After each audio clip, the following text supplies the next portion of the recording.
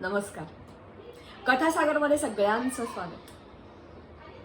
आज आपण राम मंदिराचं स्वागत करणार आहोत आणि त्याचबरोबर हे राम मंदिर व्हावं म्हणून हायकोर्टाची लढाई सोडूनच द्या हो, पण त्याच्याशिवाय 76 लढाया खेळल्या गेल्या. 76 लढाया खेळल्या गेल्या आणि त्याच्यामध्ये लाखो हिंदूंनी, स्त्रियांनी सुद्धा प्राण गमावले. असंख्य खेडी आमची बर्बाद झाली, असंख्य देवळं इतर पाळली गेली. त्याची चर्चा फक्त जास्ती झाली नाही. आमची संस्कृती, आमचा धर्म, आमचा विश्वास, आमच्या आस्था या सगळ्यावर हा अटॅक होता आणि त्यासाठी ज्या अनेकांनी प्राण दिले त्यांची नावं सुद्धा माहिती नाहीत. आज आपण खास कथा बघणार आहोत. ती म्हणजे हंसवर नावाचं एक संस्थान आहे. अयोध्येपासून जेमतेम 60 किलोमीटर अंतरावर हे छोटेखानी संस्थान. पण या छोटेखानी संस्थानाचे महाराज रणविजय सिंह आणि त्यांची पत्नी महाराणी जयकुमारी यांनी कसा लढा दिला ते आपण बघणार आहोत. त्याच्यासाठी आपण थोडं मागे जाऊया की अयोध्येचं राम मंदिर जे आत्ता आपण म्हणतो पाडलं गेलं, त्याचा फोटो अस्तित्वात नाही पण वर्णन मात्र अस्तित्वात आहे. हे मंदिर अस्तित्वात कधी आलं तर असं म्हटलं जातं की सुरुवातीला ही इसवी सन पूर्व 5 ते 6 हजार वर्ष एवढी या अयोध्येची जुनी कथा, जुनी गोष्ट त्या पुराणामध्ये सागर, दशरथ अशा असंख्य लोकांनी, भगीरथ या सगळ्यांनी याच्यावर राज्य केलं होतं. ही जी काही अयोध्या नगरी आहे असं म्हटलं जायचं की इंद्राची जी अवंतीपुरी आहे त्याच्याशी स्पर्धा करणारी, तेवढ्याच तोलामोलाची, ऐश्वर्य संपन्न अशी ही अयोध्या आणि तिथले न्यायी राजे होते. मात्र पहिलं तिथे मंदिर कोणी बांधलं तर असं म्हणतात की राम जेव्हा स्वर्गलोकी निघून गेला त्यावेळेला सगळी अयोध्या नगरी ही सुनसान झाली. लोकांना रामाशिवाय त्या अयोध्येत राहणं अशक्य वाटायला लागलं. सगळी लोक अयोध्या सोडून निघून गेली. अयोध्या नगरी तशीच राहिली. मात्र त्याचा जो मुलगा होता कुश, त्याने पुन्हा अयोध्या राहती केली, गजबजलेली केली. तरी राम मंदिर बांधल्याचा उल्लेख मात्र तेव्हाही आपल्याला सापडत नाही. अनेक ज्या ठिकाणी ज्याला म्हणे आपण अयोध्येचं जे गॅझेट आहे, लखनौमध्ये हा भाग येतो, तिथली गॅझेट्स किंवा कालिदासांसारख्या अनेक जणांनी केलेली वर्णनं, परदेशी लोकांनी केलेली वर्णनं आणि बाबरनामा याच्यामधून आपल्याला संदर्भ मिळतात. आणि त्या मंदिराचा अर्थात त्या ठिकाणी ज्या मंदिराचे कोणी पुजारी असतील त्यांच्यावर भरपूर माहिती असेल. मी निरनिराळ्या पुस्तकावरून माहिती केलेली जी गोळा केली आहे त्याच्या सहाय्याने तुम्हाला सांगायचा हा प्रयत्न करते आहे. थोडंसं इकडे तिकडे झालं असेल तर तुम्ही त्याच्यात जरूर भर घालून द्या. पण अयोध्यापुरी ही 11 योजनांची लांब आणि 3 योजना चौडी अशी होती. आणि मी म्हटल्याप्रमाणे परत पहिल्यांदा इसवी सनापूर्वी उज्जैनीचा सम्राट विक्रमादित्य, सगळ्यांना माहिती आहे तुम्हाला, त्याचे दरबारी वगैरे सगळे जे होते ते, त्यांनी प्रथम हे मंदिर बांधलं. हे मंदिर होतं तरी कसं तर 84 खांब काळ्या पत्थरात बांधलेलं होतं आणि मंदिराच्या बरोबर एक विहीर पण होती, सरोवर पण होतं आणि एक महाल पण अतिशय छान बांधला होता. विक्रमादित्य हा अलौकिक राजा होता, अनेक सिद्धी प्राप्त असलेला राजा होता. त्यांनी बांधलेलं मंदिर कसं असेल आपण डोळ्यासमोर त्याची इमॅजिनेशन सुद्धा आणू शकत नाही. त्याच्यानंतर त्याच्यात अनेक जणांनी भर घातली आपापल्या परीने त्याच्यात भर घालत घालत खूप मोठी भर घातली.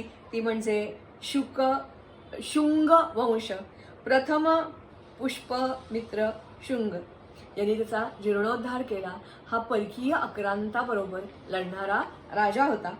गुप्तवंशीय चंद्रगुप्त द्वितीय यांनी याला परत राजधानी बनवली आणि त्याच्यामध्ये महाकवी कालिदास त्याच्या जो दरबारात होता त्यांनी रघुवंशामध्ये अयोध्येचं अतिशय छान वर्णन केलेलं आहे. त्याचप्रमाणे या सुमारास चीनी भिक्षू येत होते, फहियान आणि हेत्संग यांनी रामाच्या देवळाचं वर्णन केलंय.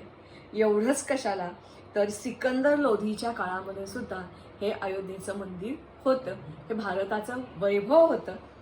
11व्या शतकामध्ये प्रथम या मंदिराच्या बरोबर छोटीशी छेडछाड केली गेली. सगळ्यांना माहिती आहे की पृथ्वीराज चव्हाण आणि त्याच्याबरोबरच जयचंद या दोघांचं वैर आणि या वैरातून नंतर काय झालं ती गोष्ट आपण मागावून बघूया. पण यांनी प्रथम जो विक्रमादित्यानी शिलालेख बसवला होता, पहिल्यांदा आपण स्थापना केल्याचा, तो काढून टाकला आणि आपलंच नाव तिथे बसवलं. मला वाटते हा एक प्रकारचा अपशकुन होता. याची जयचंदाला कल्पना होती किंवा नाही माहिती नाही, पण लगेचच मग काही काळानंतर जेव्हा मुघल आले, बाबर आला, तो मंगोल वंशाचा किंवा मुघल होता हा. आणि सगळ्यात सगळ्यात ज्याला आपण काय म्हणूया की क्रूर कर्मा अशाचा हा नातू होता. बाबर दिल्लीला आला, त्यांनी राज्य स्थापन केलं आणि त्याच्यानंतर 12 त्यांनी एक मीर बाकी नावाचा त्याचा जो सरदार होता त्याला पाठवलं. मात्र त्याला इन्स्टिगेट करणारे कोण होते? बऱ्याच वेळेला आपण राजांना सम्राटांना नावं ठेवतो, पण त्यांचे जे फकीर असतात ते जास्ती डेंजरस असतात. असेच 2 फकीर हे अर्थातच त्या ठिकाणी श्यामजी महाराज नावाचे अयोध्येमध्ये एक महाराज होते. त्यांच्याकडे गेले. त्या श्यामजी महाराजांना असंख्य असंख्य असंख्य सिद्धी प्राप्त होत्या, त्या प्राप्त करायच्या आहेत म्हणून ते गेले. मात्र त्यांनी सांगितलं की अयोध्येला पूर्वेची मक्का करायची आहे. आणि मग बाबराला त्यांनी मीर बांकी याच्याबरोबर 1558 मध्ये अटॅक करायला पाठवले. अर्थात हा अटॅक करायला पाठवल्यानंतर हे जेव्हा श्यामजी महाराजांना कळलं तेव्हा त्यांना अतिशय दुःख झालं. आपला गैरफायदा उठवला. आपण हिंदू तसे भोळे भाबडे असतो.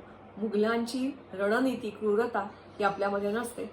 त्यांनी आपले सगळे शिष्य होते त्यांना आणि नागरिकांना आवाहन केलं त्या सगळ्या राममूर्ती भ्रष्ट होऊ नये म्हणून शरयू नदीमध्ये लपवून ठेवल्या आणि ते हिमालयामध्ये निघून गेले. आणि तेव्हापासून त्यांनी दिलेला लढा हा टोटली वेगळा आहे. पण त्याच्यानंतर पुढच्या काळामध्ये परत हे हंसवरचे महाराज आणि महाराणी या पुढे आल्या. हे हंसवर जे आहे ते घागरा नदीच्या काठी छोटंसं संस्थान होतं. हे त्याच्यामध्ये ह्या हंसवर संस्थानाने पहिल्यांदा बाबर आणि मग हुमायून या दोन्ही काळामध्ये युद्ध लढली. हे एकच युद्ध नव्हतं तर असंख्य युद्ध लढली. त्यांना माहिती होतं की मुघलांच्या मनाने आपली ताकद खूप कमी आहे आणि म्हणून त्यांनी छापेमारीचं युद्ध, छोटे छोटे हमले करा आणि मुघल सेनेला परास्त करायचा प्रयत्न करा असं सतत करत राहिले.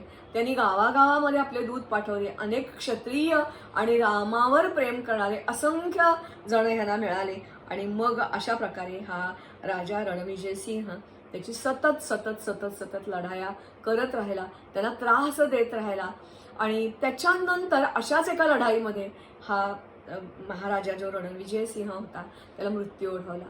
मात्र मृत्यू ओढवला म्हणून राणी जयकुमारी हिने अजिबात हार मानली नाही. कारण मगाशीच म्हटल्याप्रमाणे त्यांचं संस्थान तर वेगळं होतं, त्यांना अयोध्येचं राज्य नको होतं, पण रामलल्ला तिथे हवे होते आणि म्हणून त्यांनी या राणीने अधिक आपला नवरा गमावलेला आहे अयोध्येसाठी तर तिने आणखीन अग्रेसिव्ह होत तिने आजूबाजूच्या सगळ्या सगळ्या सगळ्या राज्यामध्ये दूत पाठवले. लोक चळवळ उभी केली. एवढंच नव्हे तर आत्ता आपल्याला मजा वाटते आणि गर्वही वाटतो की एअरफोर्समध्ये, नेव्हीमध्ये आणि इंडियन आर्मीमध्ये बायका आहेत. पण त्या काळी सुद्धा तिने स्त्रियांची फौज उभारली. जवळजवळ 3000 स्त्रिया लढण्यासाठी तयार झाल्या. तिने पण राजाचीच आपली रणनीती अनुभवली आणि अनुकरली आणि मग असे छुपे हल्ले आणि त्रस्त करायला सुरुवात केली. तिच्या कालावधीमध्ये तिने एकूण 11 लढाया खेळल्या आणि त्याच्यापैकी 10 जिंकल्या आणि काही काळ अयोध्याचा ताबा सुद्धा मिळवला. मात्र ती एकटी नव्हती तर तिची ही धडपड पाहून त्या ठिकाणी आणखीन एक महाराज होते. ते जे महाराज होते त्यांना असं वाटलं की अरे ही राणी हरलेली नाहीये बरं का, हे काम आमचं आहे आणि तरीही ही राणी लढतीये. स्वामी महेश्वर हे जे होते त्यांनी रामभक्तांना हाक दिली. अनेक रामभक्त, एवढंच नव्हे तर 24,000 संन्यासी त्यांनी संसाराचा त्याग केलेला असतो पण राष्ट्र धर्म याचा त्याग, याच्या प्रती त्यांची श्रद्धा जराही त्यांना उलट काम त्यांचं असतं याचं रक्षण करणं. असे 24,000 संन्यासी पुढे आले आणि त्यांनी लढा दिला. मगाशी म्हटल्याप्रमाणे 11 वेळा. छुपे हल्ले किती झाले, रसद तोडायचा प्रयत्न झाला, किती झाले माहिती नाही. काही वेळेला मारले जात होते, काही वेळेला पळून येत होते. पण असं करता करता 10 लढाया, 11 लढाया, 10 लढाया जिंकलेल्या आणि एक हरलेली. परत मीरबांकी नवनवीन फौज घेऊन येत होत्या. अत्यंत दुष्टपणे लढत होता आणि शेवटी जेव्हा 11व्या लढाईत पराभव झाला तेव्हा असं म्हणतात की 24,000 आमचे संन्यासी मारले गेले, 3,000 स्त्रिया कापल्या गेल्या. मीरबांकी एवढ्याच थांबला नाही. मीरबांकी नसेल, हुमायूनी मग दुसरी कोणी सैन्य पाठवलं असेल त्या सगळ्यांनी या हंसवर संस्थानाचा नाश केला. आज या रणविजय सिंह आणि महाराणी जयकुमारी यांचे फोटो आपल्याला अगदी इंटरनेटवर सुद्धा उपलब्ध नाहीत. हंसवरचा एक छोटासा महाल आपल्याला दिसतो आणि आत्ताचे तिथे कोण आहेत महाराजा ते दिसतात. पण हा जो महाल आहे हा 1857 नंतर बांधला गेला, कारण याच घराण्यांनी पुढे मग 1857च्या स्वातंत्र्य संग्रामातही भाग घेतला होता. 1857मध्ये या सगळ्या महालाची त्यांची तोडमोड झाली आणि मग हा नवीन उभारलेला हा जो महाल आहे तो तिथे दिसतो. मात्र हा महाल काही ठिकाणी पडलेला आहे, खूप मोठा आहे. त्याच्या काही भागामध्ये मॉडर्न मॉल आलेला आहे, हॉटेल्स आलेली आहेत आणि तो तुम्हाला दिसेल. थोड्या वेळाने नंतरच्या काळामध्ये आपण चित्र त्याचं बघूया कसा आहे तो. अर्थात मी म्हटल्याप्रमाणे राजकुमारी म्हणजे महाराणी जयकुमारी आणि रणविजयसिंह यांचे फोटो मात्र उपलब्ध नाहीत. पण मला असं वाटतंय हे राजे आणि त्यांच्याचबरोबर लढलेल्या असंख्य स्त्रिया, पुरुष, खेडी किती उद्ध्वस्त झाली, किती लोकांना मारलं, तुम्हाला एक सांगायला आणि ऐकायलाही तुम्हाला विचित्र वाटेल. पण किती दुष्टपणे अयोध्येचा ढाचा पाडल्यानंतर बाबरी ढाचा, अयोध्येचं मंदिर जे आपलं श्रद्धास्थान होतं, भक्तीचं स्थान होतं, रामाने तिथे जन्म घेतलाय, त्याचं मंदिर पाडलं. ते बांधताना बाबरी ढाचा उभारताना त्यांना मशीद तरी कसं म्हणायचं हो, कारण त्याच्यासाठी पाणी वापरायच्या ऐवजी हिंदूंचं रक्त वापरलं गेलं असं म्हणतात. तेव्हा मला असं वाटतंय या सगळ्यांनी ज्यांनी रामलल्ला पुन्हा तिथे प्रस्थापित व्हावेत अयोध्येत म्हणून प्राणाचं अर्पण केलं, या सगळ्यांना आपण श्रद्धांजली वाहूया. माझ्याबरोबर तुम्हीही या श्रद्धांजलीमध्ये सामील व्हा. अर्थातच मी म्हटल्याप्रमाणे हा व्हिडिओ तुम्ही इतरांना जरूर सगळ्यांना सांगा, कारण इतिहासातून यांची नावं गायब केली गेली, जाणीवपूर्वक गायब केली गेली. ना कोणाला रणविजयसिंह माहिती, ना कोणाला महाराणी जयकुमारी माहिती.